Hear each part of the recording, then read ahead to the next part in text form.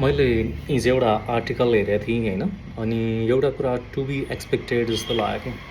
त्यो चाहिँ के भने खास गरी यो एकाडेमिक कुराहरू स्पेसल्ली हाम्रो अहिलेलाई यो ओल्ड अर्डरहरू नि सिफ्ट हुन लागिरहेको छ नि, लाइक जियो पोलिटिकलदेखि लिएर मेबी लाइक इकोनोमिक भनौँ होइन, हरेक कुराहरू त्यो सम्बन्धी एनवाई टाइम्सले हिजो एउटा आर्टिकल हालेको रहेछ, मैले पढेँ होइन अस्ति 15 जनवरीमा पब्लिस भएको जस्तो लागेको छ। सिडब्लुटिएसको युनिभर्सिटी ऱ्याङ्किङ, त्यो सिडब्लुटिएस चाहिँ लेइडेन युनिभर्सिटीको बेस्ड अन साइन्टिफिक रिसर्च कारणले गर्दाखेरि गर्छ।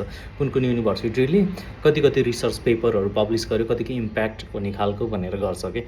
अनि त्यहाँ पहिलादेखिबाट हामी एकदम क्रेज भएको, अब भनौँ वर्ल्डमा कसैले नसुने नाम भने के हो, हार्वर्ड युनिभर्सिटी है। अनि जहिले नि हार्वर्ड या भनौँ युएस युकेकै टपहरू भइरहने हुन्थ्यो नर्मल्ली यस्तो यस्तो कुरामा। अनि अहिले आएर 2025 पब्लिस गर्दाखेरि नम्बर 1मा त्यो जेजियाङ युनिभर्सिटी छ है त। अनि सेकेन्डमा साङ्घाई जियाटोङ भन्ने रहेछ। अनि थर्डमा आएर हार्वर्ड छ कि। अनि थर्डमा स्लिप भयो हार्वर्ड। भन्नुको मतलब जस्तै अब यो चाइना अगाडि गएको त फाइन, अनि अरू कुरा हो भने हार्वर्ड पनि पछाडि परिरहेको छ। त्यो रिसर्चको त्यो आर्टिकलमा पनि केही कुराहरू मेन्सन गरेको थियो र मैले केही कुरा एड गर्नु मन लाग्यो। जस्तै अब अहिले ट्रम्प एडमिनिस्ट्रेसनले यो फिजहरू या भनौँ बिलियन्स अफ डलरहरू जहिले पनि ग्रान्ट दिने गर्थ्यो नि त युनिभर्सिटीलाई, त्यो अलमोस्ट स्टप जस्तो नै गरिरहेको छ। मेबी उसले फन्डिङहरू कट गरेर लाइक उसको एलोन मस्कको सपोर्टिभ भएर लाइक हामीलाई जसले राम्रो काम गर्ने त्यही चाहियो, रिसर्चहरू इनर मिनिङलेस हो भनेर भन्न खोज्छ भने त I think it will backfire जस्तो लाग्छ क्या। मैले एकाडेमिकलाई प्रायोरिटी दिन खोजेको चाहिँ होइन, I mean to say about the innovation होइन।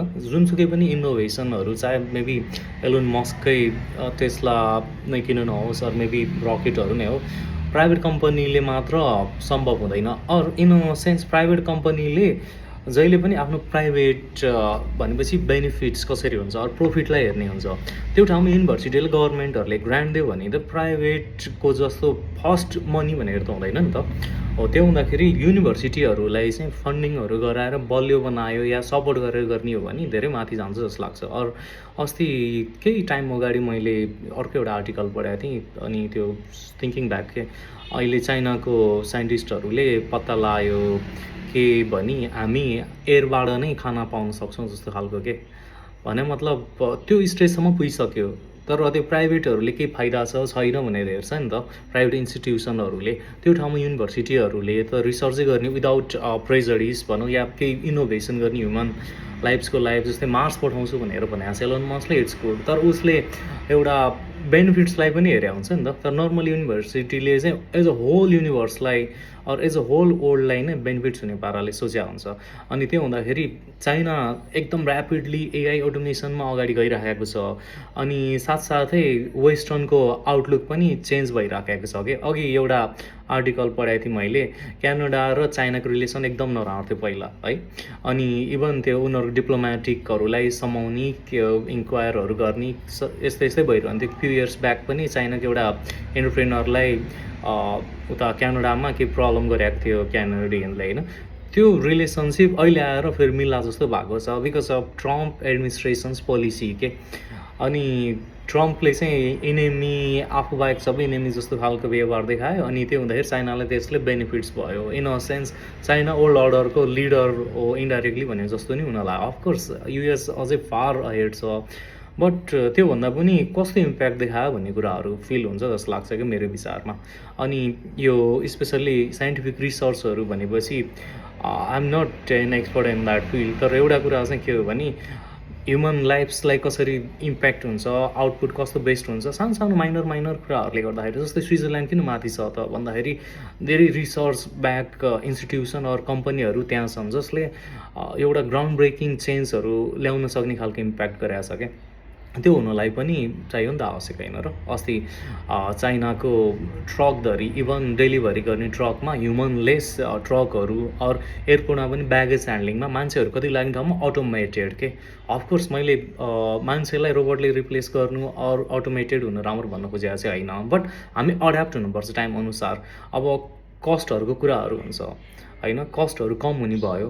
What I mean to say is हामी अड्याप्ट भएर कसरी हुन्छ एआई अटोमेसनहरू टुलहरू युटिलाइज गर्न जान्नु पऱ्यो। मैले यो टपिकबाट यतातिरसम्म आइपुग्नुको मतलब चाहिँ रिसर्च ब्याकहरू अर भनौँ जस्तै ब्याट्री टेक्नोलोजी भनौँ, बिओआइडीहरूको होइन, ब्लेड ब्याट्री टेक्नोलोजीदेखि लिएर के आइसक्यो। मतलब तिनीहरू टेक्नोलोजीमा चाइना धेरै अगाडि भइसके। इभन इन्डियाले नै एक्सेप्ट गर्छ कि we are 50 years behind them in battery technology, AI and automation भन्छ क्या।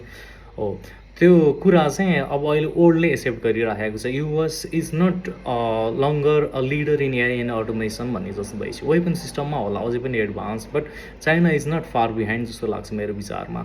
अनि त्यो हुनलाई यो डाइरेक्टली यसरी जस्तै यो चाइनाको युनिभर्सिटीहरू अगाडि गएर धेरै इम्प्याक्ट नपर्ला भन्न सक्ने चाहिँ कुरो भएन, बट इन लङ टर्म देखिन्छ क्या। र स्टुडेन्टहरूको पनि जस्तै युएसले ब्लक गरिराखेको छ भने मेबी होला इङ्ग्लिस स्पिकिङ कन्ट्री जाने हुन सक्ला, तर मान्छेहरू हाम्रो स्पेसल्ली नेपाली सिटिजन्सहरू चाहिँ कसरी हुन्छ सेटलहरू भनेर नि जान देख्छु क्या मेजोरिटीले। त्योभन्दा नि आई गेस अब नेक्स्ट डेस्टिनेसन चाइना स्टडीको होला जस्तो लाग्छ कि। Why? Because they want to innovate, they want to create something meaningful or to get something that they have never desired of getting it के, जुन अरू ठाउँमा भएर पोसिबल थिएन भने त्यहाँ भएर पोसिबल हुन्छ के। जस्तै डिसवास गरेरै गरिरहने भयो भने पैसा त कमाएला होइन, त्यो ठाउँमा आफ्नो स्टडीकै काम गरेर आफ्नो फिल्डमा लागेर केही इनोभेसन गरेर भोलि पर्सि गएर वर्ल्ड नै चेन्ज हुने खालको गर्न सक्छ भने I think it's gun impact lot के होइन। त्यो नै इम्पोर्टेन्ट जस्तो लाग्छ मलाई। अब वर्ल्ड अर्डरहरू पनि चेन्ज भइराखेको छ एन्ड ट्रम्पको एडमिनिस्ट्रेसनको बारेमा अर जियो पोलिटिकल इस्युमा चाहिँ म नेक्स्ट भिडियोमा बनाउँछु। Thank you.